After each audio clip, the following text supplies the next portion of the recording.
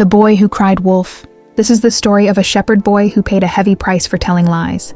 Once upon a time, there was a little boy whose job was to watch over a flock of sheep on a hillside. Every day he sat and watched them graze. After a while, he grew very bored. One day, just to amuse himself, he suddenly shouted loudly down toward the village, "Wolf, wolf, help! A wolf is coming!" The villagers heard his desperate cries.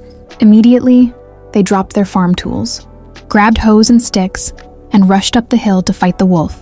But when they arrived, panting and out of breath, they saw no wolf at all. The sheep were calmly eating grass.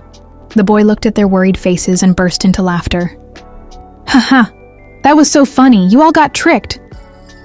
The villagers were very angry. They scolded him harshly and then went back down the hill. A few days later, the boy felt bored again.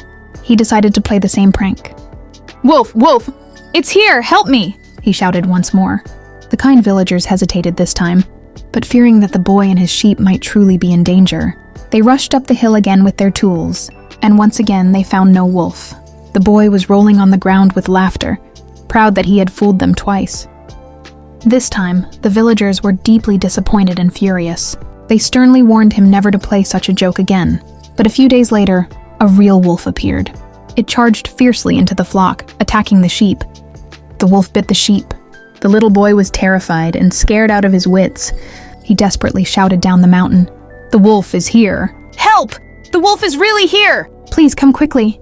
However, the villagers at the foot of the mountain heard his cries but thought he was playing another prank. No one believed him anymore. Someone shook their head and said, "Sigh, that mischievous boy is lying again." Everyone continued with their work, and not a single person went up the mountain. In the end, with no one to drive it away, the wolf killed several sheep. The little boy paid a painful price for his lies. Why is the weather sometimes completely different just one street apart? Children, have you ever experienced something strange like this? You're playing in the park under bright sunshine, but then your mom calls to say, "It's pouring rain right outside." You're home and tells you to hurry back. How can this be when it's only one street away? Actually, it's because rain clouds aren't as big as we imagine, covering the whole sky. Instead, they're more like fluffy cotton candies of all different sizes. Rain clouds can be just a few kilometers across, or even smaller. When a cloud heavy with rain drifts above one street, it acts like a watering can hanging in the sky, pouring water down only on the small area beneath it. Meanwhile, the street next to it stays, dry and sunny because it's not under the spout of the cloud. Wind also plays an important role. It pushes the clouds around and can even blow the rain sideways. That's why sometimes you see dark clouds right above you. But the rain is carried by the wind to the next street instead, leaving you dry. This phenomenon is especially common in summer.